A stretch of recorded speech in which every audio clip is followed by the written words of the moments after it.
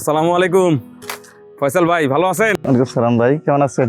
এই তো ভাই আছি আলহামদুলিল্লাহ। কি করতেছেন? ভাই খাবার দিতে আসছি। কি মাছ আছে পুকুরে? এটা হচ্ছে এসএফ তেলাপিয়া কোম্পানির মনোসেক্স তেলাপিয়া।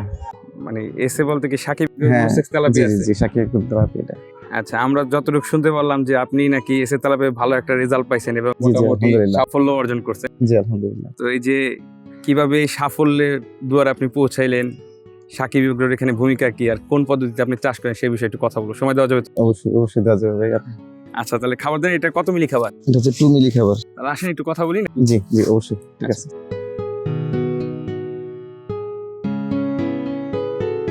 আসসালামু আলাইকুম, আমি আলামিন। সাকিব এগ্রোটেক প্রাইভেট লিমিটেডের পক্ষ থেকে আপনাদের সকলকে জানাই আন্তরিক শুভেচ্ছা এবং অভিনন্দন। আজকে আমরা চলে এসেছি চান্দিনার এসে তেলাপিয়া চাষে সাফল্য অর্জিত ফয়সাল ভাইয়ের খামারে, যিনি 2025 সালে এবং বর্তমান বছর 2026 সালে এসে তেলাপিয়া চাষে পেয়েছেন দারুণ রকমের সফলতা।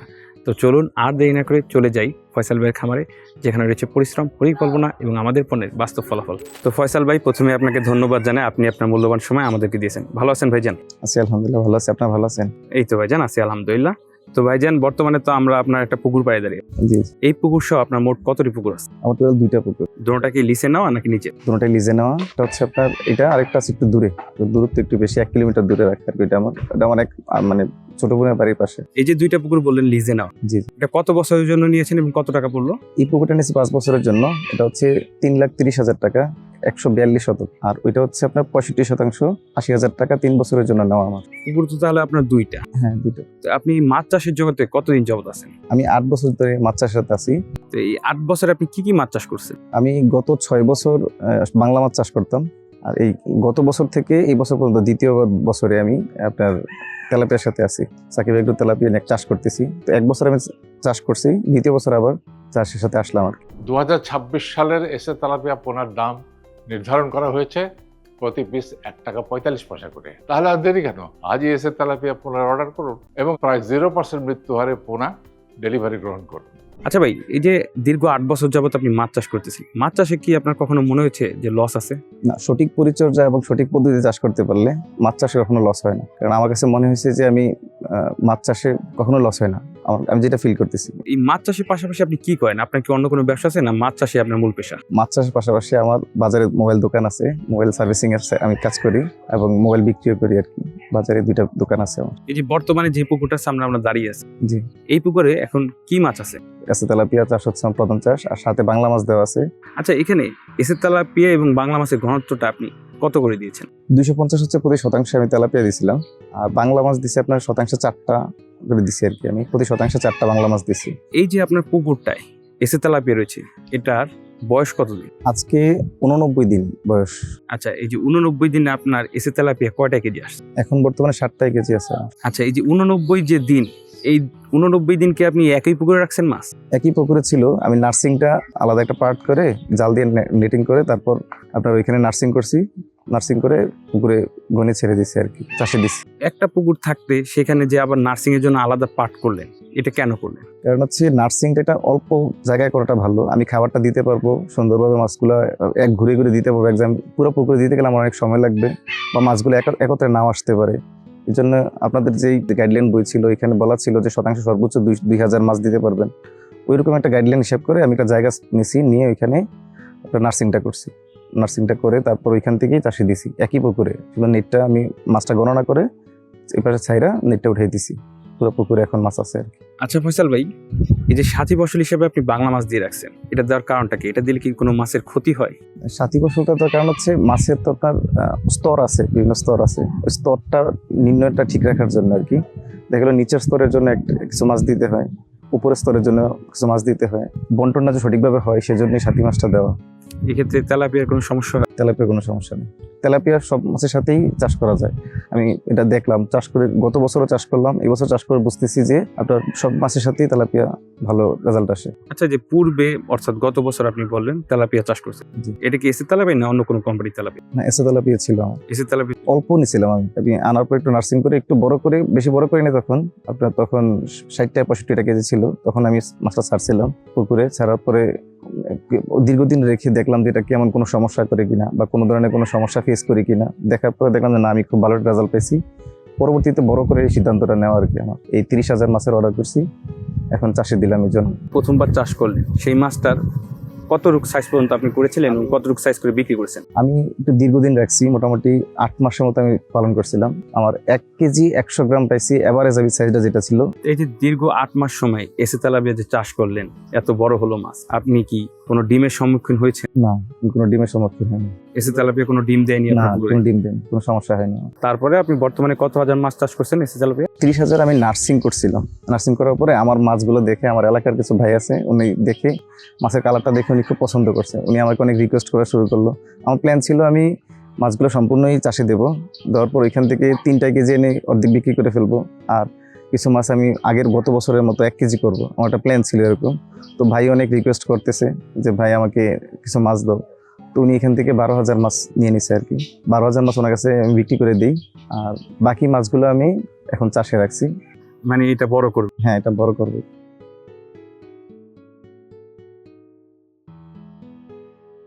জুন, জুলাই ও আগস্ট মাসের মধ্যে এসে তেলাপিয়া পোনার অর্ডার করে জিতে নিন 2টি মোটর বাইক ও 5টি ফ্রিজ। লাইভ ড্র অনুষ্ঠিত হবে 1 সেপ্টেম্বর 2026। আচ্ছা ভাই, জানি যে আপনি 12,000 মাছ যে বিক্রি করলেন, বিক্রি করার পর আপনার কি মনে হলো? লাভ বংশ আসছে? হ্যাঁ, অবশ্যই আসছে।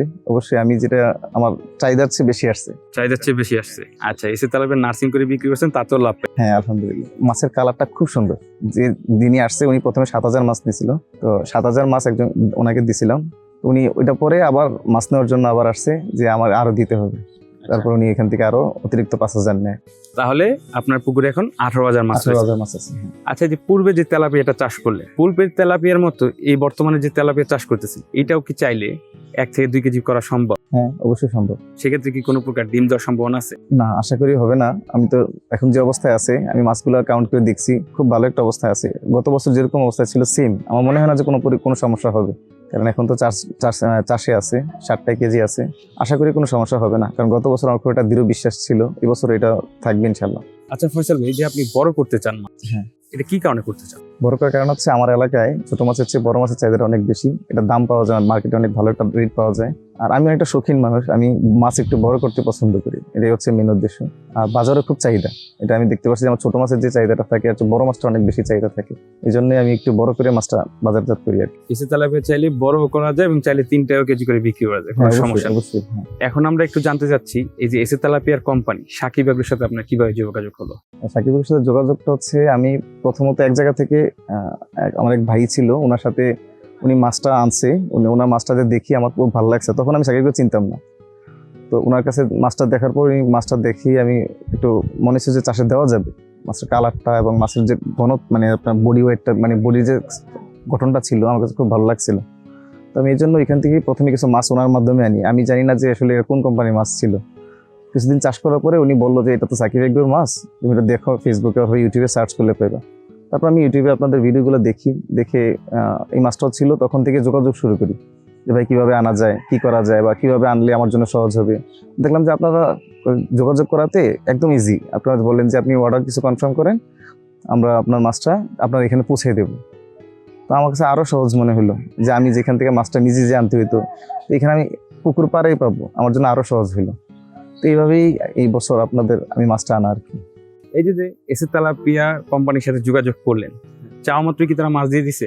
চাওয়া মাত্র না, আমার বলছে পুকুর আপনার রেডি হয়েছে কিনা, তারপর হচ্ছে আমার ভিডিও করতে হয়েছে পুকুরে, ভিডিও করে পানি কালার দেখছেন, সবকিছু দেখার পরে তারপর বলছে যে আপনি ওই নির্দিষ্ট একটা সময় দিছে, ওই তারিখে আপনি মাছ পাবেন।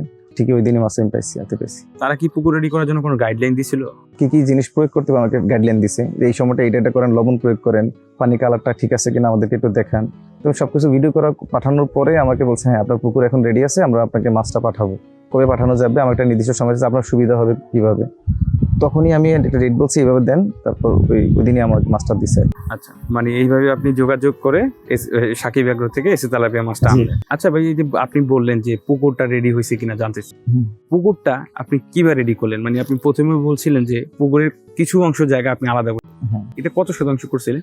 আপনাদের যে গাইডলাইন ছিল যে শতাংশে আপনারা 2,000 মাছ দিবেন, ওই অনুপাতে আমি নার্সিং পয়েন্টটা তৈরি করি। তো এখানে 15% থেকে 16% মতো হবে, ওই অনুপাতে একটা জায়গা নিয়ে আমি আপনার নেট দিয়ে বেড়া দিই। নিচে মাটি ছিল, নেট দিয়ে বেড়া দিয়ে 7 ফিট নেটের মতো উঁচা করি। আর ওইখানে মাছটা চাষ নার্সিং করি। তারপর আপনি পোনাটা এনে ওই পুকুরে দিছেন। হ্যাঁ। আপনাকে মাছটা ডেলিভারি দিছিল কোথায়? আমার পুকুর পাড়ে, এক পুকুর পাড়েই এনে ডেলিভারি দিয়ে গেছে। আমরা তো বর্তমানে চান্দিনাতে আছি, একে চান্দিনা মেইন শহরই তো আপনার, হ্যাঁ মেন এই জন্য আপনার পুকুর পাড়ে দিয়ে গেছে। হ্যাঁ আমার রাস্তার সাথেই, মেন রাস্তার সাথে বাড়ি। তো এই যে মাছটা যে রিসিভ করলেন, আপনি কি শূন্য মৃত্যু হারে মাছটা পাইছিলেন? হ্যাঁ শূন্য মৃত্যু হয়ে মাছটা পাইছি, একটা মাছও মরেনি আমার। আচ্ছা, এই যে নার্সিং কমপ্লিট করতেছেন, নার্সিং কমপ্লিট করে তো বর্তমানে আপনার মাছ চাষে আছে, তো এই যে নার্সিং অবস্থায় আপনি কি খাবার দিচ্ছেন? আমি আপনাদের যে গাইডলাইন ছিল যে মাছটা আনার পরে পাউডার যে খাবারটা আছে 10 দিন 3 ঘন্টা পর পর, মানে সকাল থেকে সন্ধ্যা পর্যন্ত 3 ঘন্টা পর পর দেওয়ার জন্য আমি অনুপাতেই এই নার্সিংটা করে আসছি প্রথম 10 দিন। তারপরে আপনার 0.5 শুরু করি, ওই খাবারটা দিই, এইভাবে পর্যায়ক্রমিকভাবে নার্সিংটা শেষ করি। আচ্ছা, এই যে নার্সিং শেষ করে কালচারে যখন দিছেন, তখন আপনি কি মাছটা গণনা দিয়ে দিছিলেন?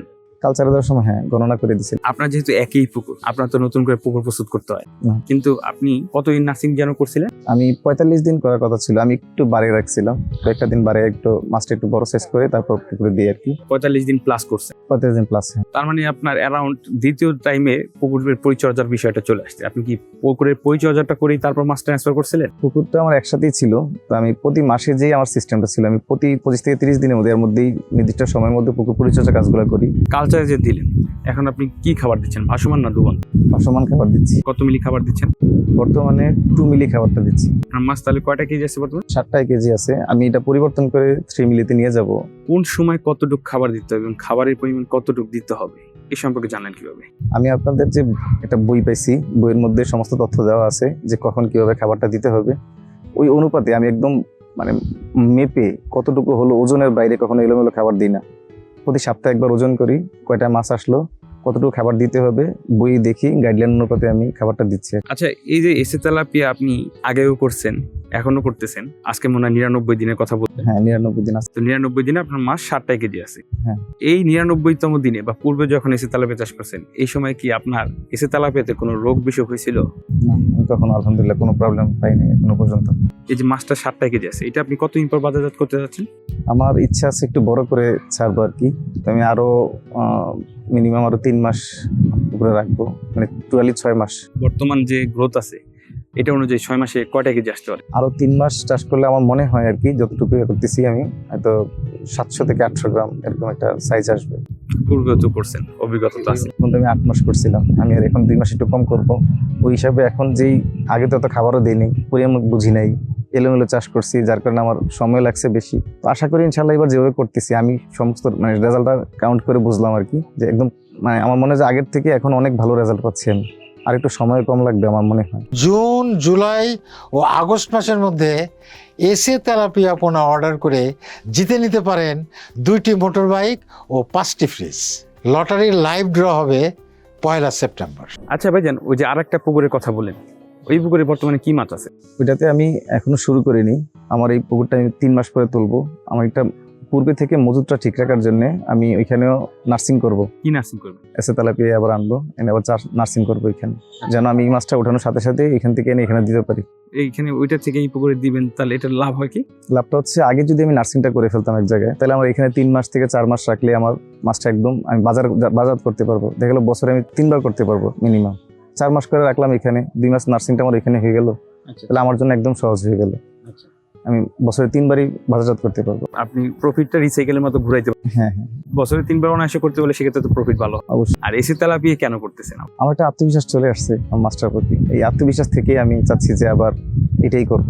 মাছ চাষে তো মাছের গ্রোথই সবকিছু না, মাছের তো ম্যানেজমেন্টেরও বিষয় আছে। যদি সঠিকভাবে, সঠিক তথ্য, সঠিক পরিচর্যার মাধ্যমে না চাষ করা যায়, তাহলে তো কোনোভাবেই কোনো কিছু সম্ভব। এই যে সঠিকভাবে মাছ চাষ করে কিভাবে লক্ষ্য পৌঁছাতে হয়, সেজন্য কি সাকিব এগ্রো থেকে আপনি সর্বাত্মক সহযোগিতা পেয়েছিলেন? হ্যাঁ, যে কোনো ধরনের সমস্যা বা যে কোনো ধরনের জানার থাকলেও যখনই যোগাযোগ করতেছি, কখনোই আমি বলি না যে আপনি একটু পরে কল দেন, সাথে সাথে আমার কি প্রবলেম ভিডিও দেন, আমি রেজাল্ট দিচ্ছি আপনাদেরকে। যদি খুবই গুরুতর কোনো কিছু হয়, সাধারণ কোনো জানতে চাইলে আমাকে বলে দিচ্ছে যে আপনি এভাবে করেন, ঠিক হয়ে যাবে ইনশাল্লাহ। ওই ধরনের প্রয়োগ করাতে ইনশাল্লাহ সব ঠিক হয়ে যাচ্ছে ইনশাল্লাহ। আরেকটা জিনিস জানতে চাচ্ছি ফয়সাল ভাই, সেটা হলো আপনার বাংলা মাছ যখন চাষ করছেন, বাংলা মাছ থেকে বেরিয়ে এসে একটা কমার্শিয়াল মাছে ঢুকলেন, এই যে বাংলা মাছ থেকে বেরিয়ে এসে তেলাপিয়াতে ঢুকলেন, এই যে সিদ্ধান্তটা, এটা কি আপনার জন্য কি সঠিক ছিল?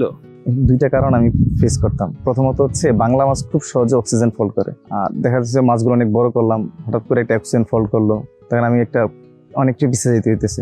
পুরো বছর এত পরিশ্রম করলাম, কারণ বছর ছাড়া তো বাংলা মাছ বাজারজাত করা যায় না, ভালো রেজাল্ট পাওয়া যায় না। ওইটা হচ্ছে প্রথম কারণ। দ্বিতীয় কারণ হচ্ছে তেলাপিয়াটা আমি বছরে 2 বা 3 বার চাষ করতে পারি, এই জন্যই আমার তেলাপিয়াতে আসা। তেলাপিয়া তো শক্ত মাছ, রোগ বালাইয়ের সম্ভাবনা খুবই কম, এই জিনিসটার জন্য আমি আসা। আবার বছরে 2 থেকে 3 বার করা যায়। ঠিক আছে ফয়সাল ভাই, আপনার সাথে অনেকক্ষণ কথা বললাম, কথা বলে ভালো লাগলো। আপনার যে সামনের পরিকল্পনা এটা আপনি সুন্দরভাবে হাসিল করতে পারেন এবং এই মাছ বিক্রি করে পরবর্তী ধাপের মাছ দিতে পারেন যেন, সেজন্য সাকিব এগ্রোর পক্ষ থেকে আপনাকে আন্তরিক শুভেচ্ছা এবং অভিনন্দন রইল, আর অনেক অনেক দোয়া রইল। আজকের মতো ভালো থাকেন ভাই, আবার সামনে দেখা হবে ইনশাআল্লাহ। অবশ্যই আপনারা ভালো থাকবেন ইনশাল্লাহ। আসসালামু আলাইকুম। সুপ্রিয় দর্শক মন্ডলী, এই যে আমার পিছনে দেখতে পাচ্ছেন প্রায় 156% বিশাল জলাধারের পুকুর। এই পুকুরেই মাত্র 7000 তেলাপিয়া দিয়ে ফয়সাল ভাইয়ের এসে তেলাপিয়া চাষের জীবনযাত্রা শুরু হয়েছিল।